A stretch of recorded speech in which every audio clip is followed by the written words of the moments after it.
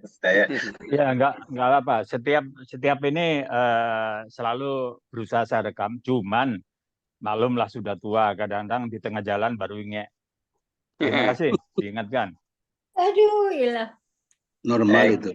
Terima kasih. Assalamualaikum warahmatullahi wabarakatuh. Waalaikumsalam warahmatullahi wabarakatuh. Bapak, para sahabat teman semua, Mas Widi, Cakmu, Mas Wahono, Pak Sariel, Pak Miko, Aku Pak Aprihane, Mbak, oh ya, Bu Rasyidah, Mbak Ida, Pak Jarius, Mas Fotonya nggak Bagja, keluar. Bu Nieti, Mas Pri, Mbak Indahku, Mas Yarmanto, tadi kita ngobrol-ngobrol, Mas Mirza, Mas Bram, Mas Bambang, semuanya Assalamualaikum warahmatullahi wabarakatuh. Waalaikumsalam warahmatullahi wabarakatuh. Kita santai aja ya, cerita-cerita. Judul yang saya pasang itu sebetulnya kalau topnya itu apa namanya, climate change, itu isu yang panas, hot gitu, banyak dibicarakan. Tapi saya kasih judul yang agak menggoda gitu. Menggodanya itu biasanya kan kalau climate change sambungannya itu global warming dan sea level rise gitu. Nah, saya justru kebalikan ini. Jadi saya pasang apa Mas Wono, global cooling. Kebalikannya ya. Ya, sea level drop gitu. Tapi tak kasih tanda tanya supaya politically correct gitu. Soalnya biasanya itu nanti saya disalahkan secara politik, meskipun nanti akan saya tunjukkan data-data yang cukup menarik gitu ya. Nah, ini saya alhamdulillah ada Mas Yarmanto, ada Pak Pri, ada Mas Widi, ada bala bantuan. Jadi nanti bisa, karena saya akan cerita geologi, data geologi. Jadi apa kata geologi? Nah, baik, sementara udah di-share ya Mas Cakmu? Sampun. Ya, sampun. Oke, saya coba share screen. Nah, ini dia. Oke, bismillah. Ya. Gedein. Alright. Iya, jadi judulnya ini apa? Dan gambarnya batu. Saya mulai dulu cerita dan eksperimen bapak saya. Dulu pada waktu kecil saya SMP, itu saya pertama kali mendengar kata istilah kenaikan muka air laut. Waktu itu saya tinggal di Surabaya, SMP, di koran Surabaya Pos. Bapak saya nunjukkan, ini loh, besok itu Jakarta tenggelam. Besok itu kota-kota di pantai itu tenggelam katanya ini gitu. Wah, itu pertama kali saya dengar ada air laut itu mau naik gitu. Ya, jadi wah lumayan juga. Saya masih ingat. Itu cerita pertama. Apa benar? Nah, nanti setelah kuliah, apalagi setelah masuk Caltech, itu ceritanya lain lagi gitu kan. Ternyata air laut nggak naik terus. Kadang-kadang juga turun juga gitu. Nah, terus kemudian yang kedua, tentang CO2. Ini kebetulan bapak saya itu tahun 74 itu ada, bapak saya waktu itu kepala pabrik CO2 asam marang gitu. Jadi pabrik gas BUMN itu ada yang khusus bikin CO2 malahan. Nah, bapak saya kepala pabriknya, dia habis pulang dari Australia, terus dia berinovasi membuat dry ice ini. Pernah lihat ya, sekarang dry ice sekarang sudah populer. Tapi tahun 74 beliau yang pertama kali bikin. Sehingga saya heran juga, ada es kok dingin sekali, tapi dia kalau dicemplungkan ke air juga dingin. Nah, yang menarik waktu itu adalah uap dinginnya itu tidak naik ke atas. Gitu. Uapnya selalu saya senang ditaruh di teh gitu, teh manis kasih dry ice, nanti dia turun ke bawah gini. Nah, itu bapak saya bilang ini bisa buat pertunjukan katanya gitu. Maka Ahmad Albar datang ke rumah waktu itu. God bless itu kan. God bless untuk bikin pertama kali dry ice itu keluar di panggung itu bisa jadi putih semua begitu. Nah, oke. Udah lama nggak terpikir. Nah, sekarang ketika kita ngomong tentang gas rumah kaca, orang ngomongin tentang CO2, tentang CO. itu sekarang naik ke atas permukaan dan membuat bumi ini panas gitu. Lah saya jadi tanya-tanya, dulu itu CO2 itu nggak pernah naik ke atas sih. CO2 itu kan gas berat ya, gas berat. C-nya itu berapa? 18 kan? Ya, jadi dia karbon itu dia selalu turun ke bawah meskipun dia sudah dipegangin oleh O2. O-nya itu 2 menggendong C karbon. Belum ada kontennya. Tapi dia tidak naik ke atas. CO2 selalu ada di bawah. Bahkan kalau dia bergabung sama hidrogen, dia jadi kayak LPG itu. LPG itu nggak naik ke atas. Dia naik ke atas kalau sudah padat di bawah. Jadi itu gas-gas berat begitu. Nah, jadi ini yang mengingatkan saya dan menjadi apa ya? Sering jadi tanda tanya saya tentang ini climate gitu. Nah, sekarang yang sudah sering kita dengar adalah ini target. Nah, ini target apa namanya IPCC apa ya? Itu yang International Intergovernmental on Climate Change itu ya. Itu dia mereka menetapkan target bahwa global warming ini menjaga supaya kenaikannya tidak sampai 1,5 derajat Celcius dan sudah within reach gitu ya. Bisa di apa namanya tidak akan naik terus begitu. Lah orang takut karena kalau kenapa? Karena kalau CO2 banyak di permukaan menutupi bumi, maka bumi ini cahaya matahari itu akan keserap tapi nggak bisa keluar gitu. Jadi di dalam rumah kaca itu. Padahal kalau kita lihat rumah kaca itu yang normal rumah kaca, benar-benar rumah kaca untuk melihara apa namanya tanaman di Eropa itu occasionally itu dikasih CO2 gitu di dalam itu supaya kalau CO2 kan makanan tanaman itu. Jadi tanamannya bisa jadi subur gitu kalau dengan banyak CO2. Karena itulah yang dibutuhkan untuk membangun energi glukosa. Glukosa itu glucose banyak karbon. Anyway, ini adalah target dan kemudian menjadi isu. Nah, isu itu kemudian bertambah-tambah dengan makin gencarnya informasi sekarang. Ada HP, ada social media yang memberikan informasi begitu cepat dan data itu sekarang menjadi banyak sekali. Dulu data itu ada di laboratorium, sekarang data itu di internet bertebaran seperti ini. Bahwa kita melihat, kok banjir banyak ya, kok cuaca ekstrim banyak ya. Ya ini yang terekam sekarang begitu banyak sehingga cukup menakutkan bagi masyarakat. Kalau dulu mungkin longsor tapi nggak tercatat gitu ya. Biasa juga bakaran hutan juga banyak. Terus kemudian di Jawa sendiri ini kebetulan kemarin Prof. Heri Harjono baru cerita juga bahwa hutan sekarang di Jawa sudah tinggal 24%. Gitu. Tapi kalau kita ngelihat, kalau kita nyupir kemarin dari Jakarta ke Jawa gitu, meskipun dibilang 24%, Jawa itu juga masih subur juga tuh, gitu.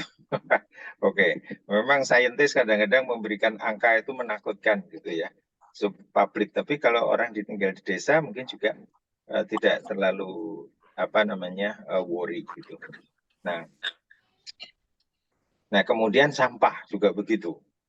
Ada hubungannya dengan ini nih, karena tadi kan selalu masalah polusi, ya polusi.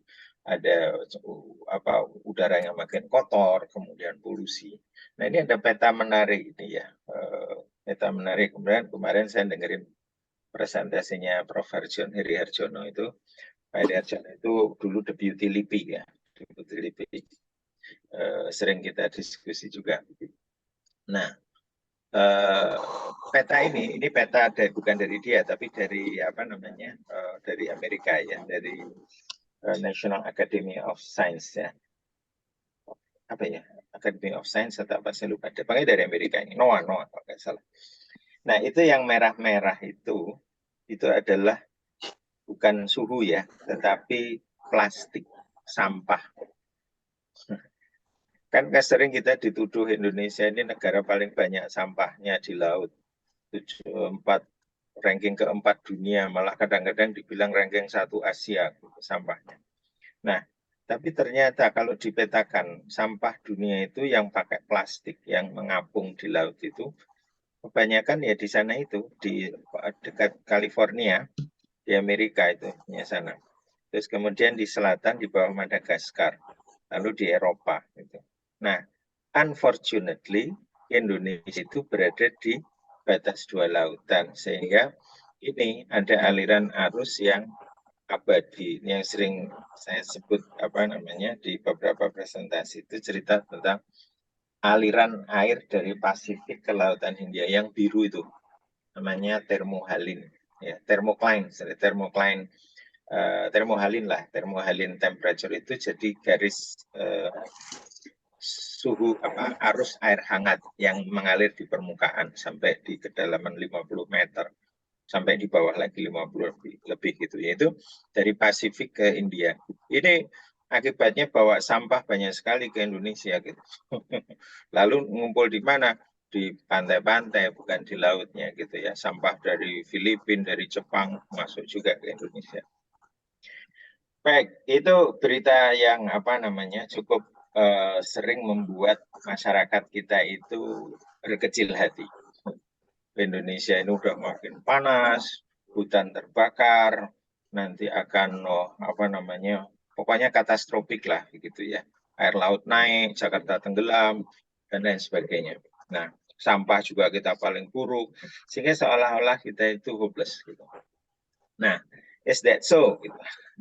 Apakah demikian selalu begitu? Nah, makanya kita lihatlah ini beberapa. Ini satu fenomena yang menarik, barusan viral ini saya capture ada di internet. Kemarin di YouTube, bukan di YouTube ya, di YouTube juga di TikTok. Di TikTok itu di TikTok ada sebentar, ada noise ya. Di TikTok itu ada ini gambar laut ini bukan air laut naik tapi air laut turun gitu, air laut surut. Nah, kalau air surut tiap hari itu memang ada, tetapi tidak sampai sejauh ini atau hanya di beberapa tempat. Nah, tapi kasus ini ada di Pulau Bangka. Saya tanya sama orang yang tinggal di Pulau Bangka, teman saya sekarang itu zamannya bisa cross check cepet gitu. Jadi saya WA dia, betulkah itu di Bangka begitu? Dia bilang, iya betul mas, katanya gitu. Terus udah lama nih, udah 5 bulan ini kayak begini gitu. Oh gitu ya. Oke, anyway, kalau percaya sama dia mungkin ya 5 bulan itu mungkin naik turun, tetapi agak ekstrim lah daripada biasanya gitu. Ada ini drop kan, bukan rise gitu. Sebetulnya kalau kita dengar daerah Pekalongan, Tegal, Batang, terus Jakarta yang sebelah sini itu air laut naik, gitu. Air laut naik akan menggenangi semua gitu kan, takut. Nah, tapi ternyata ada begini ini di Bangka, Pulau Bangka. Jadi ada 2 Bangka Belitung. Yang satu lagi itu saya kebetulan baca paper tentang tidal, arus pasang surut itu. Ini memang data mengukur pasang surut di Pulau Bintan, di Tanjung Pinang. Nah, rupanya pengukuran 1 tahun itu menunjukkan, ini papernya Purba namanya, itu ada titik nolnya itu turun gitu, permukaan lautnya turun di Bintan itu menurut paper itu gitu. Saya cuma baca sekilasnya karena saya minat kepada fluktuasinya gitu. Nah, jadi ada 2 titik ini. Jadi kepenasaranan itu jadi bahwa di mana lagi nih ada yang begini. Karena selama ini ceritanya selalu sea level rise gitu. Nah, tetapi fenomena ini sama juga, ini di Bintan tadi di Bangka gitu. Jadi seperti kalau mau ada tsunami gitu. Tsunami kan air surut gitu ya, kemudian naik lagi. Tapi ini cukup lama udah gitu, 5 bulan katanya, sejak lebih ya dari Maret kok, ya dari Maret. Di beberapa tempat justru cantik. Kalau ini karena apa namanya naik turunnya karena tidal ya, bukan seperti ini tadi. Tidal itu harus pasang surut yang karena bulan. Sehari 2 kali ya, ada yang 6 kali 4 kali begitu. Nah, laut sendiri itu sebetulnya bentuknya kayak gini. Yang terpengaruh itu yang di pinggir nih. Ini Mediterranean. Saya ngambil data di internet aja yang publik itu. Ya, kalau kita di Laut Cina Selatan, Brunei juga begitu. Shelf-nya ini itu agak gede. Yang batas titik-titik merah ini habis gitu terus anjlok masuk ya continental slope. Tapi kalau yang continental shelf ini yang di depan sungai, kalau ini Nile Delta, kalau di Brunei Baram Delta, itu apa namanya cukup lebar ininya. Ya, lapangan minyak biasanya di sini kalau di Brunei itu di continental shelf-nya. Nah, yang terpengaruh dengan naik turun itu sekarang itu adalah yang di pinggir-pinggir begini. Tetapi sebetulnya di bagian yang dalam seperti ini pun itu, kalau kita pakai data seismik, saya sudah lihat Brunei itu Laut Cina Selatan sampai ke sini, di Nias juga begitu. Itu nanti kita tunjukkan ada seismik. Seismik itu apa kayak sayatan bumi begitu ya, yang kita bisa lihat kue lapisnya begitu Pak Dokter. Jadi Pak Dokter Syarial mungkin kalau ngelihat X-ray, kalau kita itu mau ngelihat bumi ngelihat pakai seismik gitu. Jadi kelihatan lapisan-lapisannya begitu. Nah, lapisan-lapisan itu menunjukkan proses pengendapan deposisi. Proses bagaimana air laut itu pernah naik, pernah turun. Nah, yang sekarang tidak kelihatan di permukaan. Sedangkan yang kelihatan itu nanti dari sayatan kalau ada jalan, misalnya jalan tol dibikin gini ya, itu jalannya dipotong bukitnya gitu, atau ada tanah longsor, gitu. Lalu tersingkap. Nah, ketika singkapan itu jatuh gitu, bumi itu tersingkap, maka lapisan batuan itu bisa diinterpretasi. Gitu. Oke, nah kalau kita lihat dalamnya, ini yang di permukaan. Ini kalau kita lihat dalam buminya, itu ini yang data seismik. Jadi data seismik ini seperti data MRI-nya dokter gitu Pak Syarial. Jadi kalau dokter harus di MRI gitu, kalau kita di seismik gitu. Seismiknya bagus lagi 3 dimensi. Jadi kita bisa slice dipotong kiri kanan atas bawah dan sebagainya sehingga kita bisa tahu kedalaman sampai ke 6 kilo 12 kilo di bawah dasar laut gitu. Jadi kita masih bisa lihat sampai situ. Terutama kayak di Brunei semua lapangan minyaknya di laut. Jadi kita pakai seismik yang kita melihat lapisan batuan di dasar laut. Nah, lapisan-lapisan kayak begini ini menunjukkan ya proses yang dinamis gitu ya. Yang atas itu rata, dia diem-diem aja gini.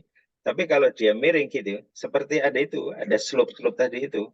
Ini continental slope begitu. Ya, ada pinggiran itu. Ini yang merah miring kayak gini, seret gitu ya. Nah, gitu. Tetapi slope-nya maju gitu ya. Namanya istilahnya prograding, itu maju.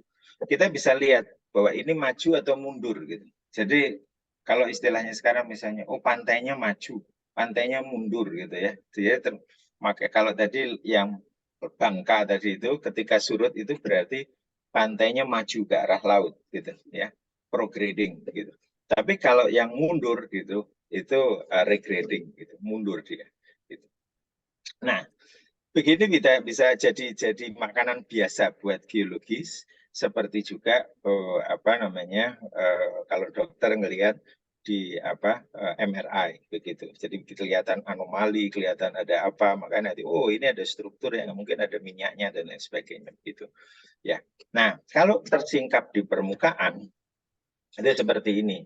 Road cut biasanya. Jadi road cut itu road cut atau ada sungai atau ada patahan sehingga bumi itu yang tadinya bukit itu seperti jatuh gitu. Nah, ketika jatuh kita melihat kayak seperti ini. Kalau kita dari Pekanbaru ke Bukit Tinggi, nah banyak ini. Ini Pak Yarmanto biasanya cerita ini ahlinya. Ini lapisan apa. Nah, lapisan-lapisan ini sekarang miring karena dia terangkat. Tapi aslinya itu seperti ini, yang bagian atas ini. Ya, ketika pengendapan alamiah itu dia akan selalu bentuknya flat gitu.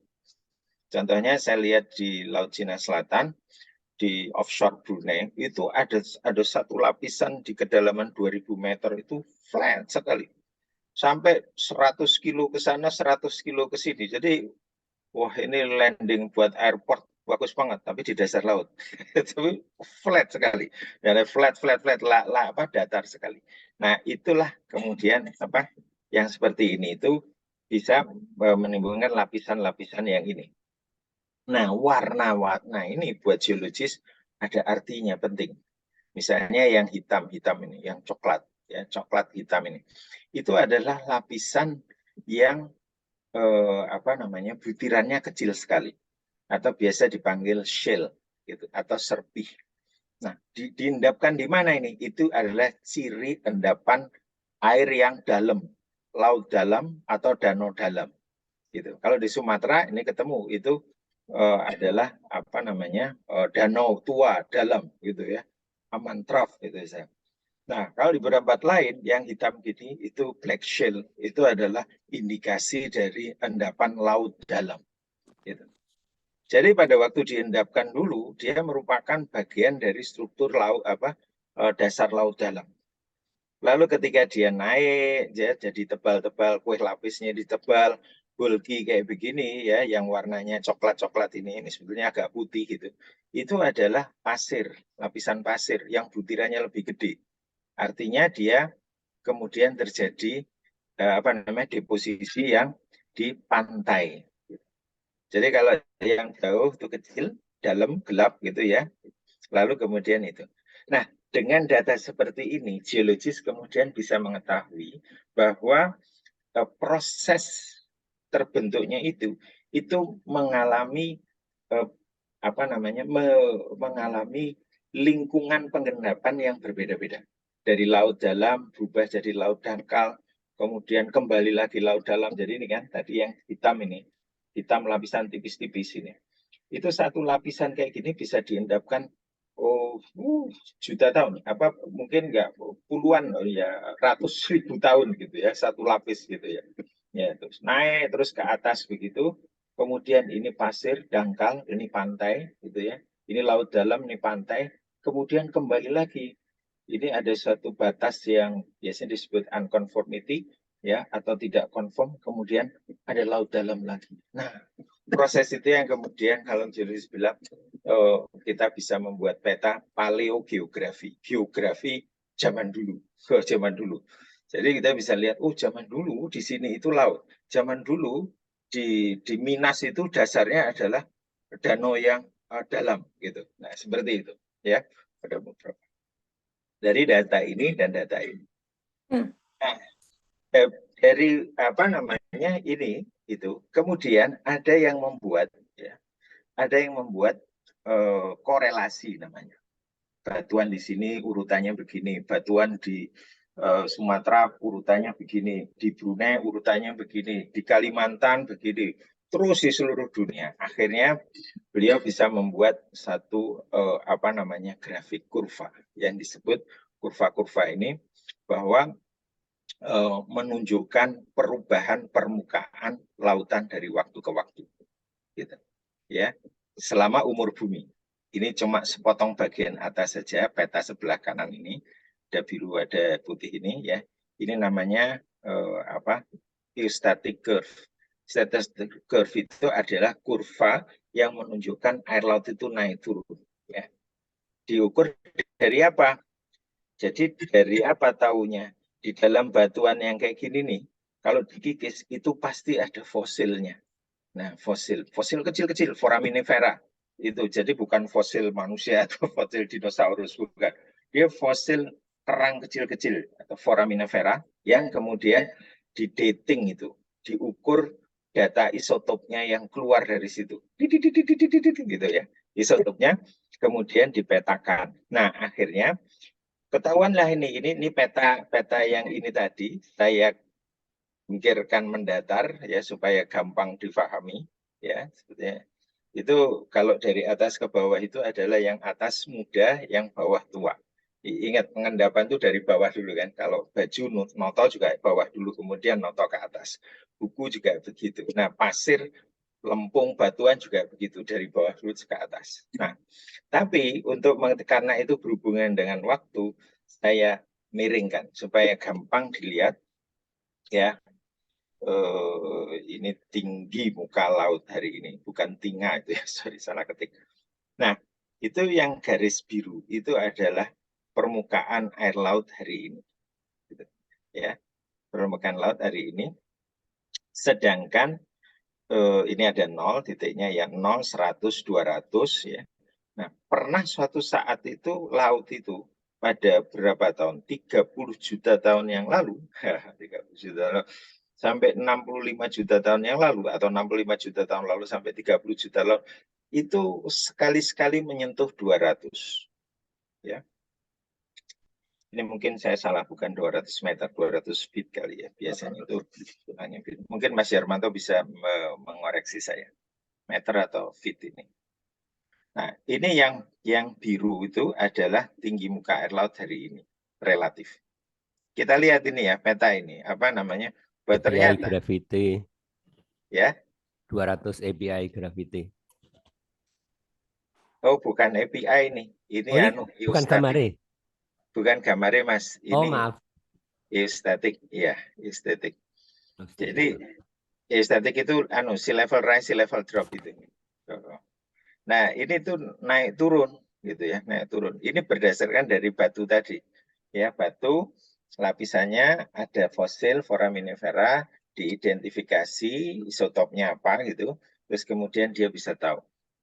Gitu ya. Nah, jadi sepanjang ini intinya adalah sepanjang usia juta tahun ini tadi, kita tahu ini misalnya sampai 500 juta tahun, tapi ini baru topnya aja 65. Itu air laut udah naik turun seperti ini. Kalau kita lihat yang paling ujung ini ya, nanti kita lihat, nah ini dibesarkan ini, ya, ini ratus ribu, yang sumbu bawahnya ini years before present. Yang paling kanan bawah ini 0, artinya hari ini. Hari ini. Terus kemudian dia ditarik ke belakang, paling kiri itu adalah 400.000 dan ini 400, berapa, hampir 500.000 tahun yang lalu. Gitu. Buat geologi ini waktu yang termasuk baru, ya, kurang dari 1 juta. Kita ngomong juta tahun lama ya, karena batuan itu endapannya lama sekali. Nah, ini naik turunnya itu untuk menyimpulkan dia sebagai permukaan air laut, current sea level itu ditunjukkan dengan stages of oxygen isotop oksigennya. Nah, Bapak Ibu sekalian, ini dikasih warna ya, dikasih warna biru sama kuning gitu. 1, 2, 3, 4 itu ya, dilingkarin itu ya, itu adalah waktu-waktu ketika air laut itu drop. Yang biru itu air laut naik gitu. Kalau kita lihat paling kanan sekali ya, itu memang sedang dalam kondisi akan naik gitu. Setelah kita mengalami drop berapa lama, sejak 100.000 tahun yang lalu. Wah, sejarah kita baru 2000 tahun kan, paling lama juga 40.000 tahun itu. Apa namanya? Nanti penggambaran itu di pulau-pulau Sulawesi, Mangkaliat itu lukisan gua itu 40.000 tahun kan. Nah, oke, jadi kita lihat di sini bahwa laut itu bisa naik, bisa turun. Gitu. Kita tahu itu belum ada peradaban apa karbon ya, belum ada fossil fuel gitu ya. Jadi dia has been going like this ya untuk lama. Nah, untuk fokus ke daerah kita sendiri di Indonesia ini udah cukup mapan ini data ini. Artinya banyak diterima oleh ahli geologi bahwa dulu semenanjung Malaysia, Sumatera, Jawa, Borneo, Kalimantan itu ya, itu dulu sambung satu yang merupakan satu benua besar yang dipanggil sebagai Sundaland. Nah, Sundaland ini baru terjadi terjadi sekitar 21.000 tahun yang lalu. Jadi kalau yang tadi 21.000 tahun, yang di sini ya, ini kan 10, berapa ini, 100, ini 10.000 gitu ya, 40.000 di sini, 40.000, 21.000. Itu air laut masih drop sekali. Ya. Nah, kemudian ketika air laut naik, seperti hari ini. Ya, maka Jawa dan Borneo terpisah oleh laut. Sumatera, Malaysia terpisah lagi. Ya, kemudian ini Borneo sama Malaysia pun sama Vietnam juga terpisah. Akhirnya jadi pulau-pulau. Tapi ini dulu adalah suatu daratan. Jadi kembali lagi bahwa sea level drop pernah terjadi. Nah, ini kemudian sea level rise ya, dari sekitar itu. Dan air laut itu naik di kawasan ini itu sekitar 13.000 kalau nggak salah. Mohon nanti dikoreksi. 13.000 tahun yang lalu. Mulainya 10.000 atau 13.000 mulai, sehingga terbentuk seperti ini. Nah, jadi bumi tadi itu penyebabnya apa? Itu bisa karena apa namanya?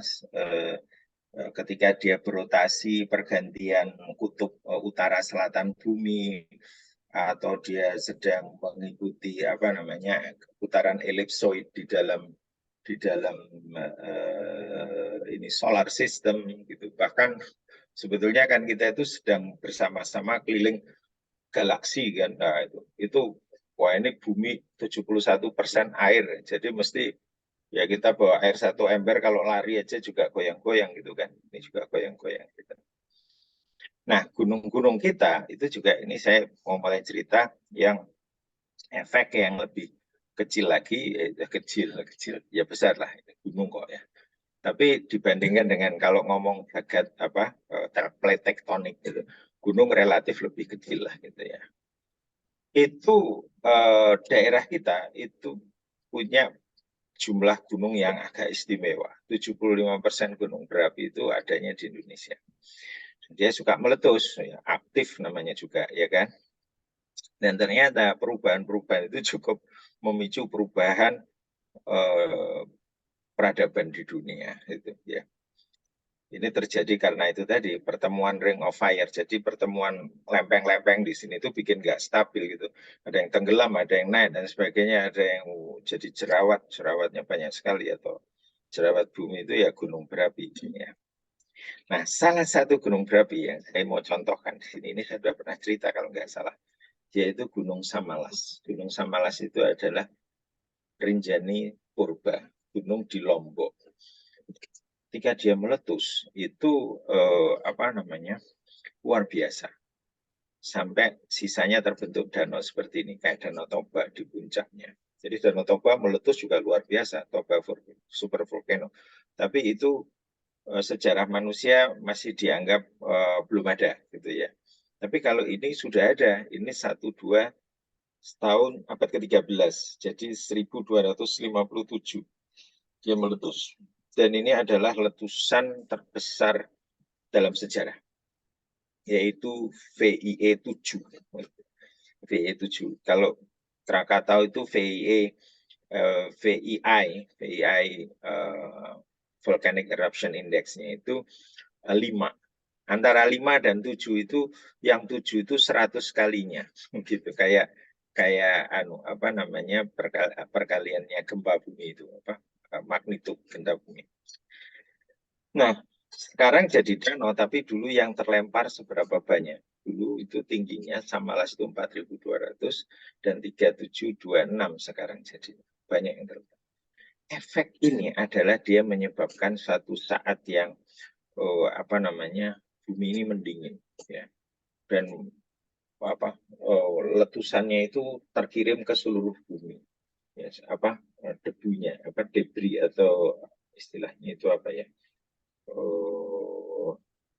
abunya lah begitu ya. Abunya itu abu belerangnya sampai mengelilingi bumi ya. Dan dia menyebabkan apa? Kenapa saya nggak cerita tentang gunung? Karena rupanya yang terekam di seluruh bumi itu ya, di kutub utara di esnya itu ada, di kutub selatan di esnya juga ada ketika di core. Kemudian ada sisanya di Eropa, juga ada di Timur Tengah. Jadi asap, bukan asap, ini debu, abu dari Gunung Samalas itu menyebar semana. Dan dia menyebabkan, mulai dari 1257 tadi itu, bumi itu mengalami pendinginan. Nah, Ya, tadi kalau datanya ada keliling semua. Nah, ini yang disebut sebagai Little Ice Age. Jadi global cooling. Jadi bukan cuma cooling sebentar. Kenapa kok terjadi cooling? Gunung meletus bukannya api naik terus kemudian jadi panas. Enggak rupanya. Ketika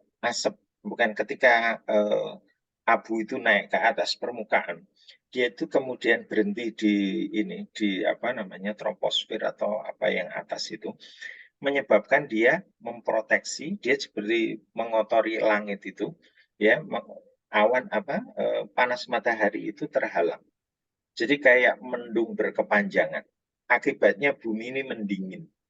Nah, dari 1257 ya, selama 100 tahun kemudian sampai 1000 bahkan ini lebih ya, tetapi sampai 1300 berapa gitu sampai 1400 itu bumi itu mengalami tren pendinginan yang dalam geologi dikenal sebagai Little Ice Age. Ice Age itu bumi mendingin. Kalau Gunung Toba meletus dulu itu ya sekitar 370 juta tahun yang lalu kalau nggak salah, itu bumi ini langsung beku gitu ya, itu yang disebut Ice Age, zaman es. Nah kalau yang ini itu dia 100 tahun aja. Jadi 100 tahun pernah mengalami pembekuan. Dan apa efeknya dari pendinginan yang cukup drastis ini ya? Jadi ini berapa ini dari berapa ya, nggak sampai 1 derajat turun ya selama 100 tahun, tapi makin lama makin dingin. Ya, itu Eropa itu terjadi perubahan cuaca ya, dampak dari gunung letusan itu. Ini tercatat dari peta yang dari Willet ya. Climate Response to the Samalas Volcanic Eruption 1257 itu tercatat di seluruh Eropa. Dan pada waktu itu teori tentang sakit itu ya, itu bahwa orang sakit itu karena miasma. Miasma itu langit yang berbau busuk, berbau belerang gitu. Nah, ini teori ini mesti karena langit Eropa dan Timur Tengah yang begitu buruk antara tahun-tahun itu abad ke-13 yang disebut kemudian kematian di mana-mana yang terkenal dengan sebutan Black Death. Black Death. Ya. Jadi mobil belum ada ini. Oh ya, masih zamannya kuda, masih zamannya belum ada kereta api, belum ada bensin, belum ditemukan. Minyak, bahan bakar minyak itu baru 1881 ya, sama waktu Krakatau meletus itu ya, itu di Amerika baru ketemu itu ya. Nah, jadi pada waktu itu adalah seperti ini. Sampai ada paper tentang komersial ini ya, itu menceritakan bagaimana Eropa itu kacau, gelap dan lain sebagainya. Nah, ini sampai disebutkan the great terror of thunder and lightning. Jadi karena banyaknya ash ya, atau debu yang menyeliputi bukan hanya di Jawa, bukan hanya di Indonesia, tapi sampai ke seluruh dunia. Maka langit Eropa pada waktu itu, menurut paper yang dicatat di lama itu ya, itu banyak ini. Gitu. Kalau Gunung Tambora atau meletus itu 600 tahun kemudian setelah ini, itu langit Eropa merah disebutkan gitu. Sampai film Frankenstein itu karena idenya dari situ. Nah, kalau ini Samalas itu diceritakan bahwa sepertiga penduduk London itu meninggal. Gitu. Ya, itu berapa jumlahnya? 15.000. Ada kuburan massal di London ditemukan di situ. Ya. Jadi ini kemudian 100 tahun kemudian setelah itu terjadi pendinginan global yang dipanggil sebagai mini ice age. Ya. Nah, itu kemudian ya seperti ini merubah peradaban gitu ya. Ini contoh-contoh bagaimana fenomena-fenomena alam itu yang besar ya, dan terutama dari Indonesia itu lumayan ini, ada letusan Rinjani, letusan Tambora 1815, sorry tadi bukan 1881, 1815, yang 18581 itu Krakatau ya, kemudian Samalas 1257, Bromo nggak tahu kapan meletus ya, itu mungkin lebih tua lagi, dan tentu ada peristiwa juga yang dahsyat yang terjadi. Ingat, ini baru satu Rinjani yang meletus. Ya, gitu ya. Jadi saya kira itu ya yang bisa jadikan bahwa intinya bahwa bumi ini pernah mengalami warming dan cooling. Jadi itu bukan hanya terus warming terus, oh ini gimana nih gitu. Atau juga sea level permukaan air laut itu tidak statis seperti ini, gitu kan? Dia bisa berpindah-pindah, dia bisa naik turun, gitu, naik turun. Seperti juga Laut Jawa itu apa namanya dulu nggak ada, dulu dia Sundaland, kemudian jadi Laut Jawa. Kemudian Pulau Nias misalnya, Pulau Nias itu dulu di dasar laut, nggak muncul, nggak ada, terus kemudian naik gitu ya sampai menjadi Pulau Simelu, Nias, Siberut, Mentawai, Enggano dan lain sebagainya. Itu termasuk pulau-pulau yang lumayan baru dalam geologi. Nah kemudian apalagi tadi ya begitu dinamis sekali ya, dan kita bisa lihat dari permukaan batuan yang tersingkap tadi dan juga dari data seismik yang menunjukkan apa yang lapisan-lapisan dari dalam bumi yang tidak bisa kelihatan oleh mata kita, tetapi bisa dengan menggunakan gelombang seismik yang intinya prinsipnya hampir sama dengan MRI tadi.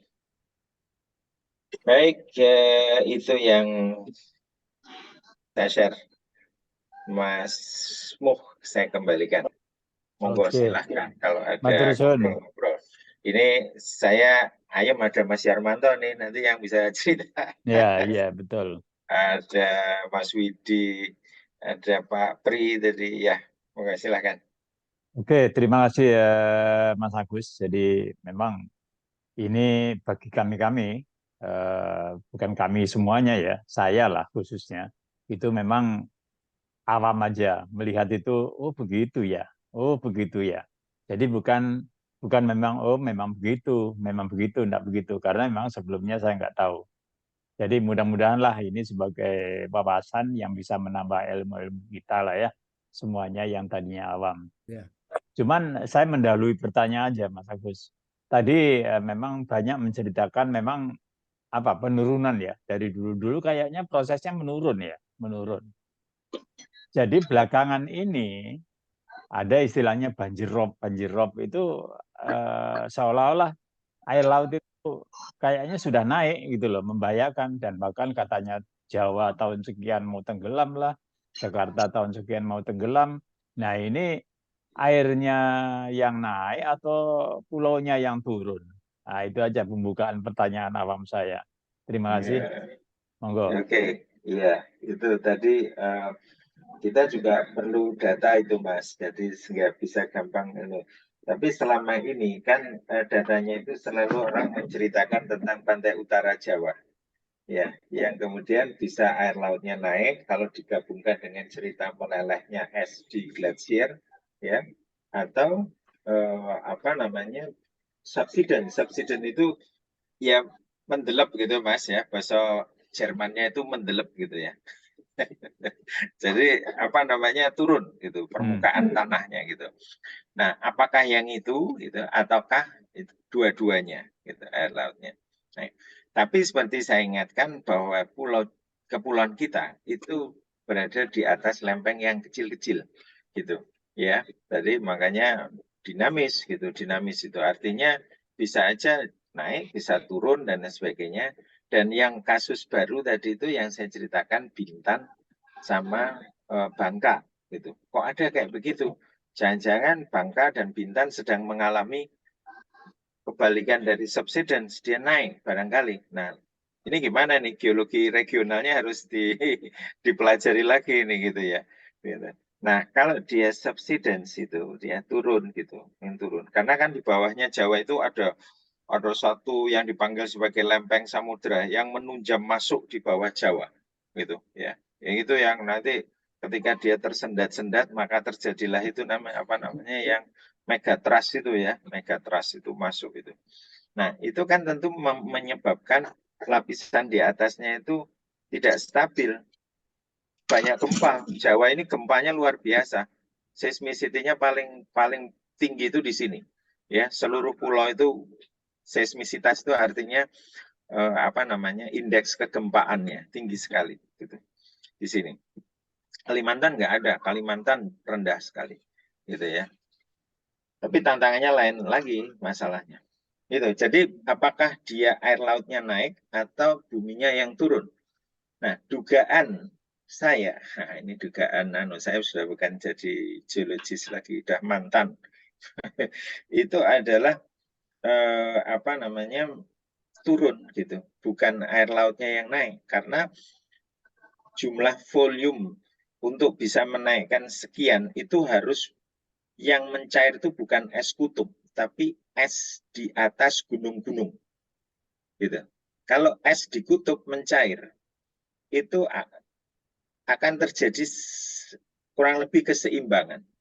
Coba aja kalau kita punya es ditaruhkan di gelas itu. Kenapa es itu terapung gitu kan? Ya, iceberg gitu, terapung. Karena dia barat jenisnya lebih kecil daripada air. Ada udara. Kalau dia mencair gitu, dia tidak akan melimpah keluar gitu. Kecuali kalau yang mencair itu adalah di atas bukit. Apa namanya? Geyser ya, yang di atas gunung-gunung itu mencair gitu. Nah, itu. Nah, berapa banyak geyser di dunia ini yang menutup permukaan gitu. Itu persentasenya kecil sekali gitu. Ya, di bawah 10% dari permukaan. Di Indonesia aja cuma ada di Puncak Jaya. Dan apakah itu geyser itu akan mencair itu bisa menaikkan air laut sampai beberapa? Kalau ya ada yang hitung katanya bisa, tapi wah itu ya kalau saya masih agak ragu. Gitu Cak Muh. Oke, Jadi betul. bisa turun bisa naik gitu, tapi yang menarik adalah begini. Kalau air laut itu naik karena apa namanya global warming, lalu kemudian es mencair gitu ya. Tapi kenapa sekarang properti di pinggir laut itu justru laris manis dan Al Gore bikin istana di pinggir pantai persis, ya. Melinda Gates juga begitu, gitu kan. Terus sekarang PIK 2 luar biasa, PIK 1 bikin reklamasi gitu. Jangan-jangan reklamasinya yang bikin itu air lautnya naik. Ya, wah alam ya gitu. Oke, matur suwun Mas Agus. Bagus sekali. Monggo silakan. Ini ada Pak Dr. Sahrial. Ya, Kita ada yang ngacung juga Mas Bambang Wit sama Mas Mirza. siapa dulu? Ya, Oh, giliran. oke, yang raising hand Mas Mirza. Silakan Mas Mirza. Oh, bukan Dokter Sahrial dulu ya? Monggo kalau mau ngalah. Mana aja, Mas. Ya kan? Nom ngalah ini, sing nom ngalah. Monggo dokter. Kode-kodenya kan rambut putih toh. Oke, makasih. Bagi saya sangat menarik ini Mas Agus Jamil.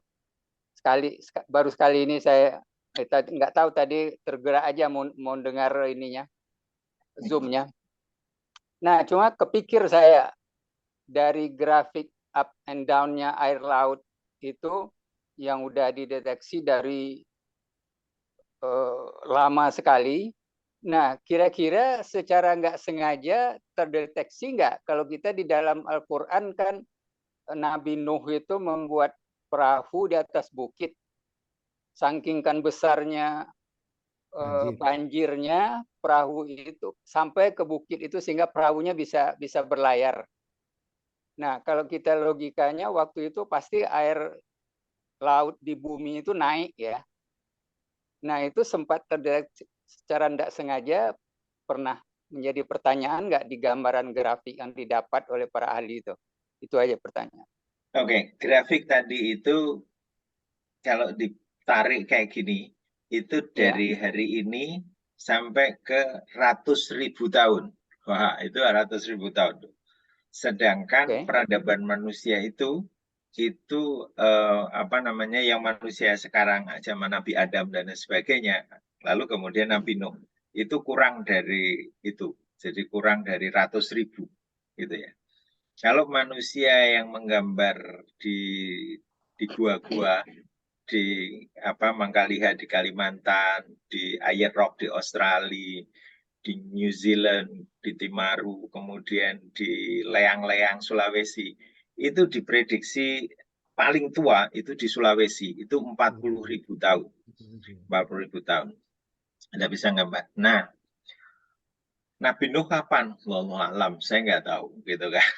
Tapi bahwa ada banjir itu Quran cerita, Ya. peradaban lain juga cerita, gitu kan. Geologi juga menceritakan ada peristiwa-peristiwa banjir, tidak banjir, banjir, tidak banjir, begitu ya. Itu tadi kan udah agak di anunya, grafiknya agak di smoothing gitu ya. Tapi ada tentu banjir-banjir yang seperti kalau yang kita lihat sekarang ini di TV atau di TikTok yang di Cina ya, Beijing, yang flat kayak begitu. Gitu. Nah, kalau kita bilang bahwa Nabi Nuh itu kemudian kapalnya naik sampai ke Bukit Judi, ya kan namanya di Quran juga disebut nama bukitnya itu Judi ketika dia berhenti itu. Itu diperkirakan sekarang di sekitar Turki gitu. Nah, ada yang menduga dulu bahwa posisinya dulu itu adalah di lembah yang sekarang menjadi laut Black Sea. Gitu. Ya, jadi Black Sea itu dulu ya seperti lembah Jawa itu. Lembah Jawa itu dulu tadi itu seperti yang saya gambarkan Sundaland itu ya. Sundaland itu suatu benua kecil. Malah ada yang berteori Atlantis itu di situ gitu dulu ya. The sunken Atlantis itu adalah di Laut Jawa gitu. Itu dia sampai nulis buku banyak itu, termasuk Profesor Oppenheimer itu dia menulis buku juga. Tapi kita masih perlu skeptis ya apakah itu. Tetapi peradaban Jawa itu cukup canggih gitu pada waktu itu, dan lembah itu juga lembah yang sangat subur. Kenapa? Karena fosil-fosil binatang yang ada di Jawa itu besar-besar gitu ya. Gajah besar, mastodon itu ada di Jawa dengan taring yang gading yang besar sekali. Nah, kembali jadi lembah Jawa kemudian menjadi laut. Lembah Black Sea, Laut Hitam di sana, itu juga kemudian menjadi laut. Dulu lembah itu. Gitu. Katanya kapan masuknya? Itu ketika Selat Bosporus itu patah. Jadi yang sekarang jadi Selat Bosporus Istanbul itu, ada jembatan itu antara Eropa dan Asia itu jembatan itu dulu itu satu kayak Malaysia gitu, istilahnya itu semenanjung, gitu. Ya yang sini Laut Mediterania, Black Sea itu lembah. Gitu. Lalu ketika dia patah, maka masuklah air laut dari Mediterania masuk ke laut ke lembah itu Black Sea itu. Lembah nggak tahu namanya, tapi kemudian sekarang jadi Laut Hitam itu. Ya. Yang di sebelah sana Ukraina segala macam itu ya. Yang sebelah sininya itu Turki gitu. Nah, seperti itu Pak Dokter. Jadi secara umur kita belum ada yang tahu kapan terjadinya gitu. Tetapi bahwa cerita banjir itu mungkin saja. Bahwa dia naik seperti sampai ke gunung, ya kalau dia mulainya dari satu lembah, kemudian terangkat sampai ke yang sekarang gunung, mungkin saja. Iya. Oke. Sudah, Dok? Oke. Oke, jadi di sana nggak ada prostat rupanya ya. Oke. Kan begitu. Kalau Mas Yarmanto mau nambahin boleh loh Mas, monggo. Boleh ya. Oke.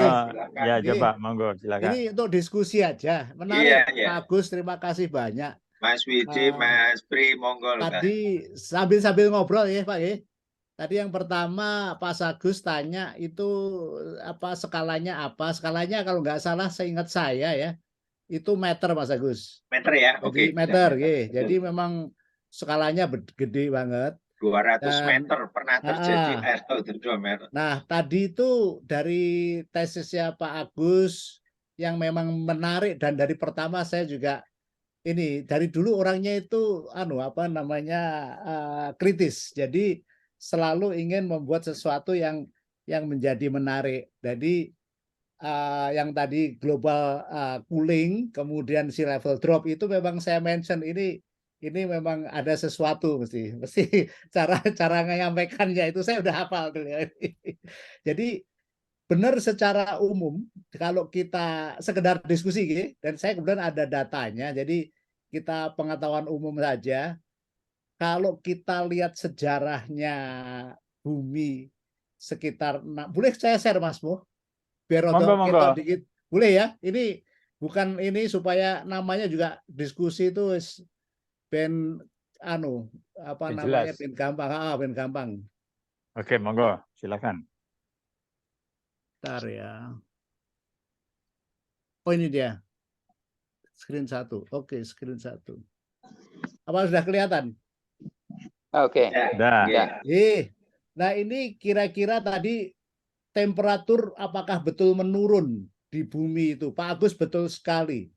Jadi kalau kita lihat 60 juta tahun, 70 juta ya, ini juta tahun di bawah, ini adalah temperatur, ini adalah zaman now, 0 itu zaman now. Jadi secara umum trennya memang betul menurun. Rata-rata bumi sekarang itu everyday sekitar 12 derajat Celcius. Dulu itu pernah 25 lah ya.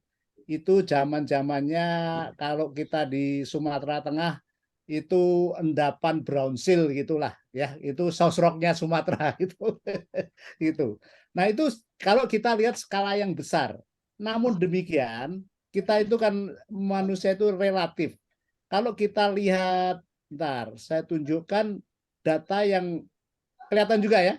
Ya, itu tadi. Data hanya ratusan tahun, kira-kira the last 2 years itu kita melihat bahwa memang makin panas. Kalau boleh saya nambahin, Mas, yang paling kanan itu, yang paling kanan itu dari 2000 itu sebetulnya ekstrapolasi berdasarkan 2 senario panas dan senario ekstrim gitu. Itu senario, Mas. Jadi yang paling kanan itu bukan data asli. Bukan data asli, tetapi di beberapa ini juga memperlihatkan memang ya, the past 140 years itu studi-studi yang lain juga menunjukkan demikian. Ada hubungannya bahwa makin hangat the last 140, 100 tahun, 2000 tahun yang lalu ya. Tapi intinya ada benarnya bahwa sekarang kita juga merasa ya hangat. Tidak harus berhubungan dengan industri loh ya. Tidak harus. Ini beda lagi. Nah, Al Gore dulu kan pernah sangat terkenal dengan global warming. Itu memang ingin memajeki perusahaan minyak. Minyak itu perusahaan yang ini kan menguntung besar, dan makanya geologis tidak ada yang setuju.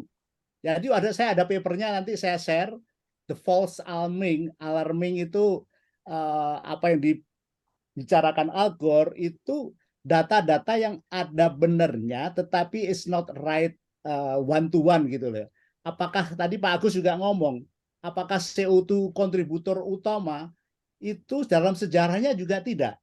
Saya kebetulan juga punya data. Jadi pertama sedikit warm saya merasakan ya, memang lebih warm daripada ini, kita juga semua merasakan.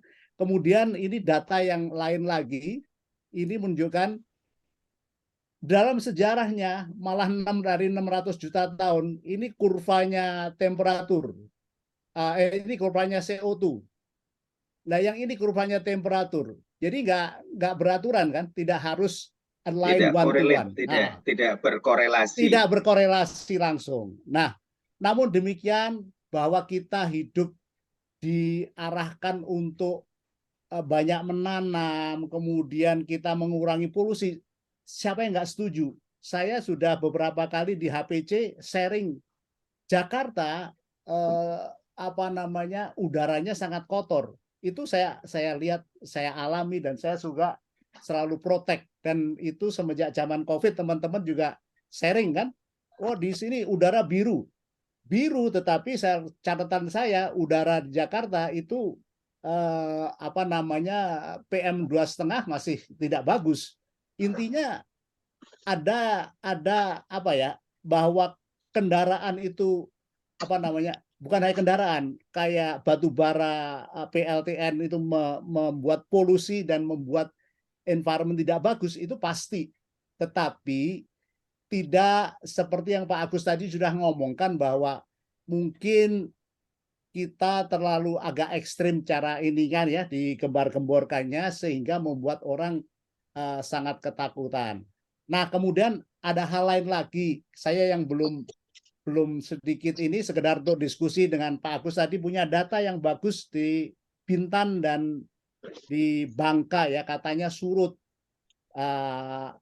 Kemudian di beberapa tempat kita sampai sekarang pun di Pekalongan dan sekitarnya itu terus-terusan tinggi. Nah, menurut teori yang karena di geologi itu juga mempelajari sea level rise and drop, kemudian ada bukunya yang khusus juga.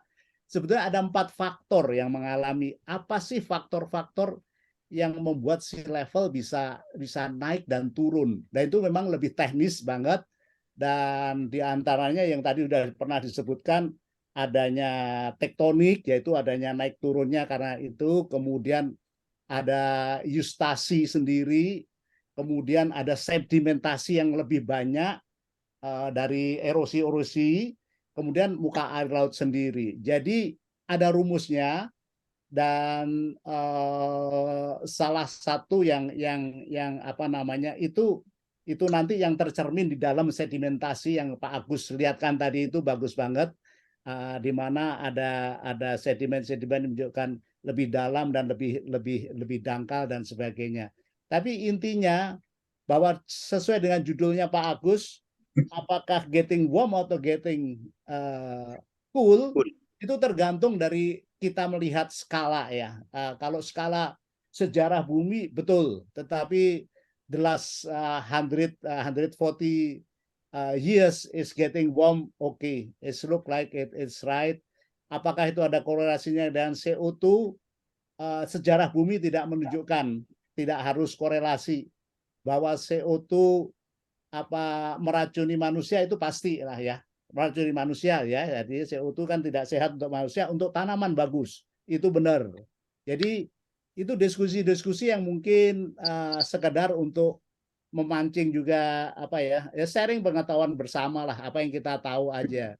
Tapi silahkan mungkin kalau ada yang mau ditambahkan. Kira-kira begitu Pak Agus dari saya. Iya Mas. Oke, terima kasih. Saya koreksi sedikit Mas tentang CO2 tidak bagus buat manusia. Kalau jadi CO2 ya mungkin begitu. Nah, tapi sebetulnya itu seger sekali. Kita nggak akan, kalau nggak ada CO2 nggak ada Coca-Cola. Oh yes, I like that. Jadi semua minuman segar itu CO2 gitu. Saya ini tadi kembali ke cerita bapak saya. Dulu pabriknya bapak saya kerja itu adalah suppliernya CO2 untuk Coca-Cola. Gitu. Wah mantap kali. Iya betul sekali. Ya. Nah terus kemudian C sendiri, karbon sendiri, itu adalah unsur yang paling penting untuk hemoglobin, ya Pak Dokter ya. Jadi hemoglobin itu rangkaiannya sama betul dengan struktur kimianya dengan klorofil. Klorofil sama hemoglobin itu sama strukturnya. Nah, yang menarik, panjang sekali itu rangkaian C-nya. C-nya itu ratusan Mas, satu hemoglobin. Jadi manusia ini kalau nggak ada karbon, kita nggak jalan juga gitu. Jadi artinya gini, tadi kita ngomongnya adalah CO2. Kalau kita hirup CO2 jelas kita keplek-keplek. Salah tempat Mas. Ya itu yang umum yang kita ini kan, bahwa unsurnya diuraikan ini, yes of course itu. Jadi jangan sering-sering hirup CO2 lah. Minum aja Mas, jadi Coca-Cola enak.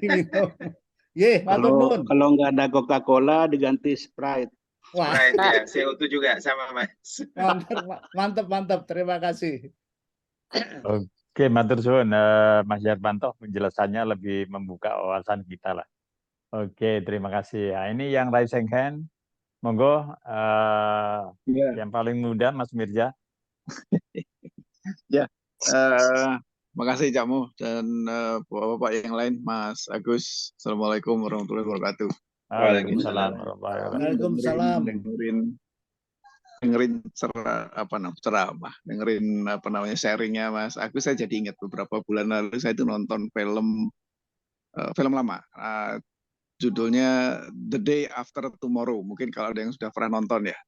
Oh iya, Iya, iya. Intinya adalah udah lama itu. ya itu ya film itu menarik banget. Jadi artinya eh, intinya adalah bahwa global warming itu nanti hasilnya adalah global cooling.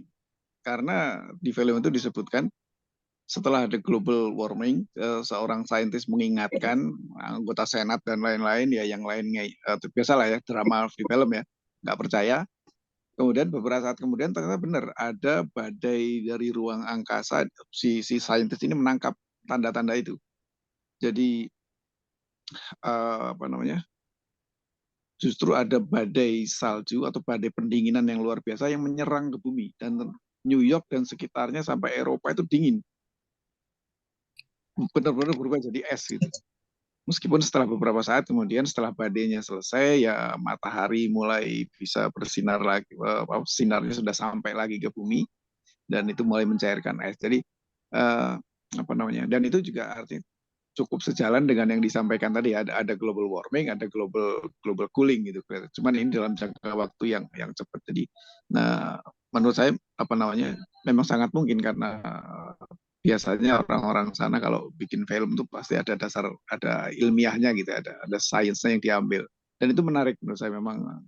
Jadi mungkin ya bisa kita diskusikan atau saya butuh komentar yang lebih paham bahwa memang bukan tidak mungkin terjadi bahwa di tengah-tengah global warming ini kemudian ada saatnya akan mengalami global cooling seperti itu.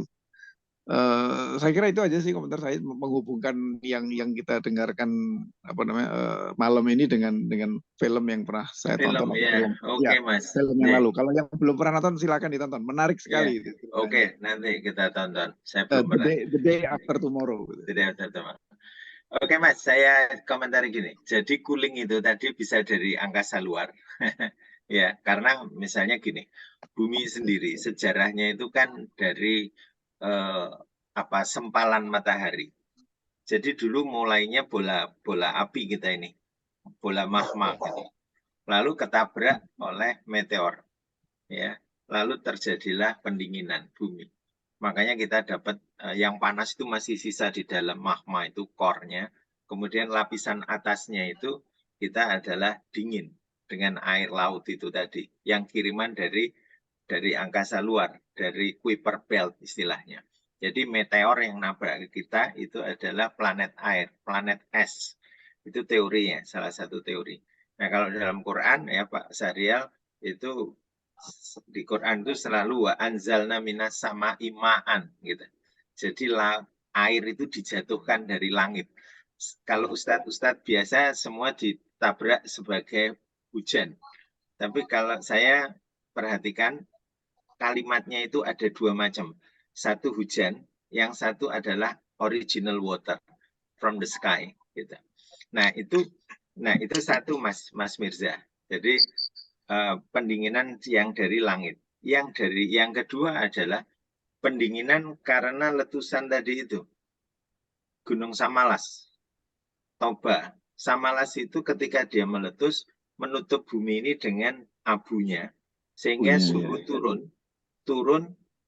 turunnya cukup signifikan sampai terjadi yang disebut Little Ice Age tadi, zaman es kecil, pendinginan selama 100 tahun, ya, dari abad ke-13 pertengahan sampai abad ke-14 pertengahan. Itu yang kemudian tadi contoh di Eropa banyak mati. Indonesia nggak ada data. Apakah itu jatuhnya Singosari, kenapa Candi Sambisari, semua candi-candi kita tertutup dengan abu, pasir dan sebagainya? Mungkin, wallahualam, belum ada penjelasan. Nah, kemudian yang kedua itu lagi itu zaman es serius itu yang lebih besar, bukan mini ya. Zaman es, the real ice age, zaman es itu adalah membekunya bumi gara-gara Gunung Toba meletus. Jadi yang jadi Danau Toba sekarang itu rekamannya ada jejaknya di ya, Toba Super Volcano namanya. Toba Super Volcano ketika meletus itu bumi mendingin langsung 4 derajat kalau nggak salah saya bacanya, 4 derajat. Padahal ini tadi ngomongin global warming itu adalah 0,5 selama 200 tahun, apa-apa gitu. Jadi lambat. Tapi kalau waktu Toba meletus, itu dalam sekali letusan, bang itu, drop temperature itu 4 derajat. Jadi bayangkan aja, langsung terjadi es di mana-mana. Jadi itu Mas, jadi dari luar angkasa juga dari dalam bumi bisa terjadi pendinginan seperti itu. Nanti saya nonton dulu, Mas Bambang, monggo Terima kasih silakan. penjelasannya. Oke, Matursun. Monggo Mas Bambang.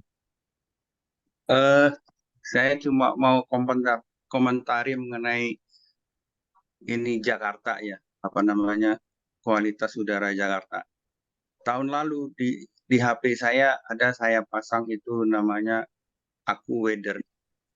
Itu air quality index itu masih di bawah 50. Sekarang ya otomatis tahun ini itu sudah rata-rata itu sudah 60 ya. Jabodetabek ya, termasuk Bogor, Bekasi, Jakarta sendiri. Saya ini apa namanya, korelasinya mungkin setelah COVID ini kendaraan bermotor juga Jakarta makin apa sih namanya, makin keluar semua gitu, sehingga pengotorannya lebih ini. Tapi saya merasa ini apa, melihat Jakarta dan Bekasi juga, kenapa dengan kendaraan bermotor yang begitu masifnya itu air quality index-nya masih 60. Mungkin saya tebak karena ada angin yang cukup kencang di Jakarta itu dan juga di Bekasi. Kalau misalnya lah Pekanbaru seperti Jakarta ini kendaraan bermotornya, saya kira itu air quality index-nya akan jauh di atas itu. Itu saja sih saya melihatnya. Jadi hubungan antara apa namanya, global warming itu, dan memang sedikit sekali pengaruhnya. Pertanyaan ini buat Mas Agus dan yang Mas ini juga mungkin Supriyadi. Itu di grafiknya itu ditunjukkan apakah peningkatan muka air laut itu sudah mencapai puncaknya atau belum? Kalau ini menurut yang bikin grafik itu loh. Kalau syukur-syukur sih sudah mencapai puncaknya, sehingga tidak akan nambah daftar kota-kota yang bakalan tenggelam gitu ya. Terima kasih. Oke, Mas Agus. Mas Bambang, terima kasih. Monggo Bapak, bagi yang bisa menerangkan, bisa memberikan pencerahan, silakan.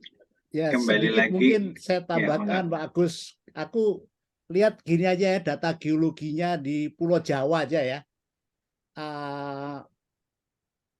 Saya share sedikit aja data geologi Pulau Jawa.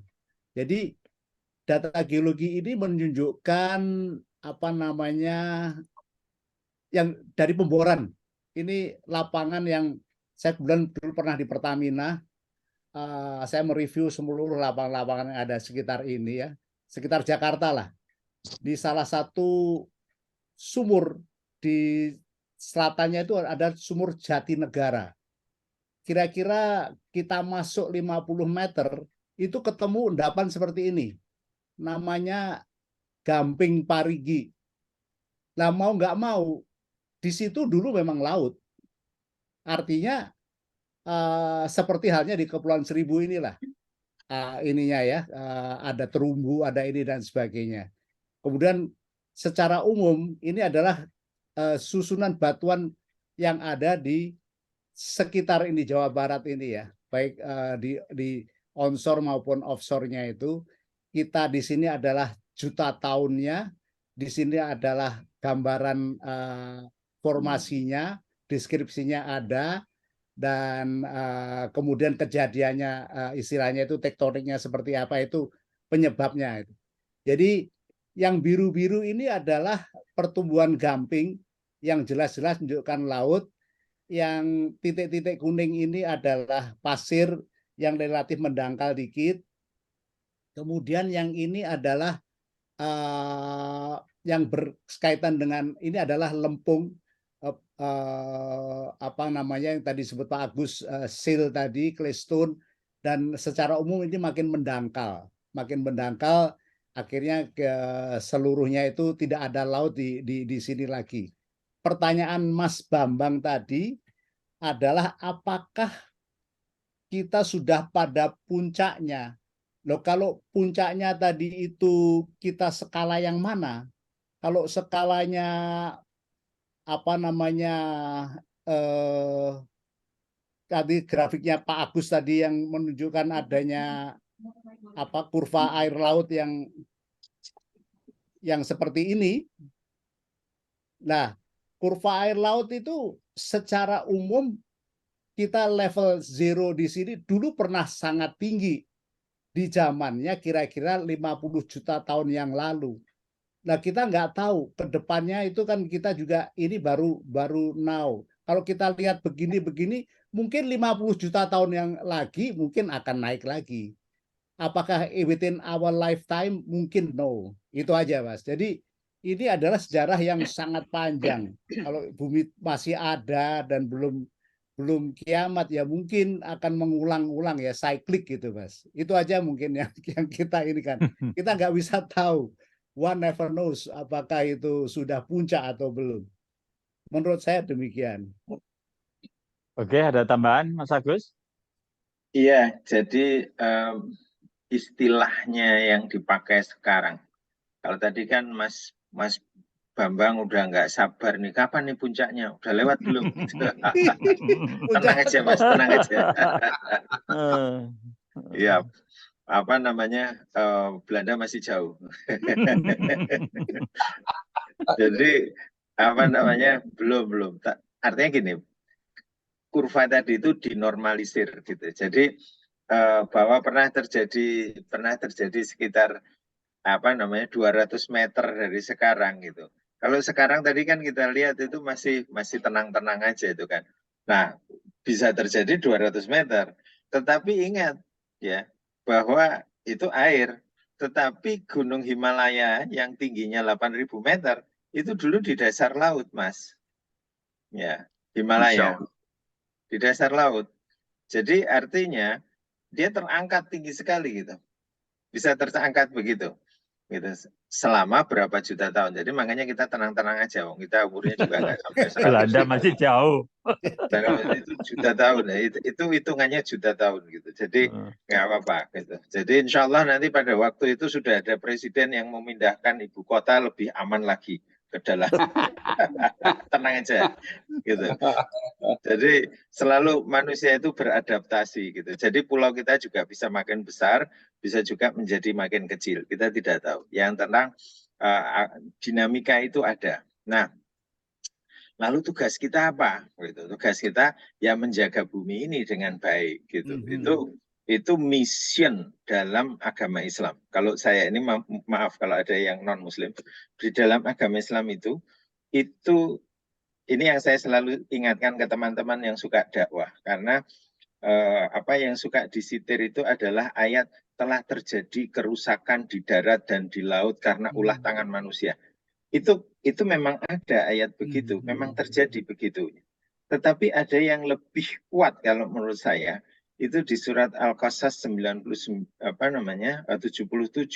Qasas itu surat 28 ayat 77, bahwa menyebutkan bahwa manusia itu berkewajiban ya, wabtaghi fima ataqallahu daral akhirah wala tansa nasibaka minad dunya wa ahsin kama ahsana. Kita harus berbuat baik kepada manusia dan kepada lingkungan gitu ya, sebagaimana Tuhan sudah menciptakan bumi ini dengan sebaik-baiknya. Lalu jangan kamu membuat kerusakan di muka bumi. Jadi kalau kita mencintai lingkungan itu bukan karena Al Gore, bukan karena sea level rise, bukan karena temperature akan warming, bukan, enggak. Tapi ini adalah perintah Tuhan gitu ya, perintah Tuhan bahwa kita harus melindungi alam ini karena Allah sudah menciptakannya dengan baik. Jangan kamu ngerusak gitu. Nah, ini yang saya pikir saya ingatkan bahwa misi kita dalam lingkungan hidup itu adalah misi agama gitu. Saya waktu seminar dengan London School of Economics di UIN kemarin, saya bilang bahwa menjaga lingkungan ini bukan karena global sea level rise atau climate change atau no, for us, untuk kita, untuk saya paling enggak, itu Al-Qasas ini menyuruh kita melindungi alam ini gitu. Kita ini khalifah, harus menjaga lingkungan ini. It is a mission, it's a religious mission gitu. Jadi misi keagamaan kita bukan untuk sholat, puasa, zakat dan lain sebagainya. Enggak. Itu juga penting. Tetapi yang itu tadi disuruh seimbang itu adalah itu. Nah, bagaimana kemudian bumi itu kemudian panas dan dingin? Itu ketika Samalas diletuskan oleh Tuhan, oleh Allah pada 1257, itu karena kondisi di mana-mana rusak kayaknya. Itu yang sedang saya curiga, gitu. Jadi Bani Abbasiyah juga sedang, ulama juga sedang dipersekusi, gitu kan. Terus Singosari juga terjadi dekadensi, terus di Inggris juga terjadi dekadensi, cukup merata, gitu. Maka satu aja gunung meletus, bang, gitu, langsung global cooling, gitu. Kalau tadi akan bisa terjadi seperti itu, gitu. Akan terjadi seperti itu. Nah, kemudian apakah kerusakan sedikit-sedikit? Ya itu tadi subsidence bisa juga gitu ya, kayak pantai utara Jawa itu subsidence gitu bisa. Ada satu data yang menarik. Saya suka ke pantai utaranya Bekasi, daerah Muara Gembong. Muara Gembong itu daerah cabang Bungin ke Muara Gembong. Mas Bambang di Bekasi ya Mas ya? Ya. Polisi ya. takut ke situ loh, Mas. Oh ya, saya berteman sama preman-preman di sana, Mas. Di Muara Gembong, ya. Nah, itu ada yang menarik. Masjid itu dibor dalam sekali, pada lokasinya lebih jauh ke daratan. 100 meter, airnya asin. 100 meter, airnya asin. Di Desa Cabang Bungin, di Kecamatan Cabang Bungin. Sedangkan agak jauh menuju pantai, ngebornya cuma 10 meter, airnya tawar. Ayo, gimana nih? Lebih ke pantai, lebih dangkal, airnya tawar. Lebih ke darat, lebih dalam, airnya asin. Kalau geologi gampang dijelaskan itu. Terjadi proses prograding ke depan, sehingga yang atas itu masih dapat air dari Citarum. Endapan sungai Citarumnya itu pasirnya masih mengandung itu, sehingga airnya tawar. Sedangkan yang di dalam bawah itu adalah karena masih laut pada waktu itu. Ya seperti Mas Yarmanto tadi cerita. Air formasinya ya. Air formasi ada gamping kayak begitu. Gitu. Jadi ada sungai di bawah laut, ada sungai di dalam bumi gitu ya. Ada laut di dalam bumi gitu ya. Bukan sungai. Jadi lapisan pasir itu kan tadi saya tunjukkan endapannya. dia melampar gitu ya. Nah, pasir itu tempat rumahnya air gitu. Cuma tergantung air asin atau air tawar. Karena porositasnya besar. Tapi kalau lempung tadi Mas Yarmanto cerita, lempung itu padat dia. Dia nggak bisa ngalir air di lempung gitu. Makanya kita bikin keramik itu pakai lempung gitu. Nggak pakai pasir. Kalau pakai pasir kita kasih semen biar nggak bocor. Iya. Itu Mas Bambang. Terima kasih. Oke, Mas Agus, Mas Yarmanto, dan Mas Bambang. Pertanyaannya menarik. Memang awam seperti mirip-mirip saya lah. Tapi menambahi pertanyaan concernnya Mas Bambang tadi, bahwasanya memang yang diceritakan sama ahli-ahlinya yang geologi, tukang batu ini kan hitungannya tukang batu, Mas. Ilmu bukan Gato 2-3 tahun yang lalu atau 50 tahun yang lalu. jutaan, ribuan juta tahun yang lalu. Jadi umur dunia semesta ini. Jadi kalau pertanyaannya tadi memang apakah permukaan laut ini sudah puncak? Nah, itu dia sudah sama dengan oh ini menjelang sudah hari akhir menjelang kiamat. Yang dimaksud kiamat itu apa sih? Kita harus mengingat bahwa bumi ini diciptakan Tuhan sudah jutaan, ribuan juta tahun yang lalu. Jadi masih jauh lah kita pikir. Apa kata Mas Agus tadi, Belanda masih jauh lah. Jadi nggak usah sampai ke sana. Cuman kadang-kadang kita yang short term condition kita memang khawatir bagaimana anak-anak cucu kita nanti kalau kondisi negara atau kondisi dunia ini kayak gini. Ya mudahan hanya berdosa aja kan kita-kitanya ini. Itu aja, Mbak. Bukan tambahan sih. Unek-unek saya. Ada pertanyaan yang lain, monggo. Setuju dengan komentarnya Pak Cakmo. Kalau dari analisa air tanah aja di daerah Sarinah ini sudah payo, jadi air itu sudah masuk, intrusinya jauh sekali. Saya kalau dari pengalaman saya di Cabang Bungin dan Muara Gembong tadi, Mas, itu yang di air payau yang di bawah Sarinah itu harus tahu kedalamannya berapa. Jadi belum tentu itu intrusi. Ya. Mungkin dia progradasi gitu. Jadi ini Pak Dokter, kayak kalau dokter ngelihat seismik lihat MRI antara satu dokter dengan dokter lain barangkali ada beda pendapat. Beda interpretasi. Iya. Ya. Jadi saya setuju dengan itu Pak Agus mungkin, itu. Benar sekali. Karena di Jatinegara itu hanya 50 meter sudah ada gamping parigi, Pak Widi. Jadi tergantung itu di formasi apa. Makanya air formasi walaupun di Sumatera pun nggak bisa diminum kan. Nggak boleh diminum. Air formasi itu udah asin. Memang kandungan mineralnya tinggi banget dan tentunya garamnya banyak ininya. Jadi apalagi kalau untungnya secara umum banyak juga yang endapan danau di sana ya, bukan endapan laut dalam di Sumatera. Mungkin yang Telisa masih bisa lah endapannya asin, saya rasa memang asin. Nggak usah jauh-jauh lah. Jadi benar sekali Pak Agus, benar sekali kalau kita ini harus kita lihat dengan lebih lebih diskretif dan ada integrated lah ya. Ini betul-betul yang disebut pernah ada berita ya di bawah Monas ya, pernah ada berita. Memang nggak jauh dari sana ada ini kok, ada seismiknya dari Pertamina itu melewatin Monas. Saya pernah melihat ini sebetulnya kita itu ada potensi di sana tapi nggak mungkin akan dibor di dekat Monas. Serius ini. Jadi itu ada suatu semacam reef ya Mas ya. Jadi reef ya. Jadi nggak heran Pak Widi kalau di sana seperti yang diasumsi diperkirakan tadi, kemungkinan memang sudah air formasinya, bukan intrusi yang begitu jauh berapa kilo itu dari Monas ya. Jadi kalau itu dari Monas ini otomatis harusnya utaranya Monas itu sudah asin semua ya. Tapi kan kejadiannya nggak kayak gitu. Jadi ini yang spot-spot aja yang kita ini.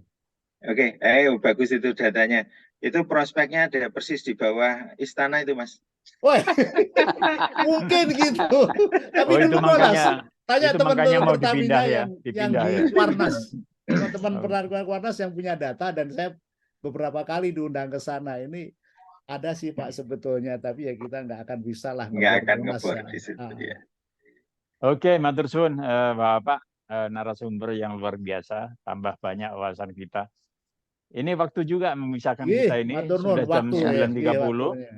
Jadi maaf Bapak, Ibu-ibu kalau memang masih ada pertanyaan, unek-unek yang mau ditanyakan, bisa ditanya pakai chat di WA aja, kita tanyakan kepada yang bersangkutan.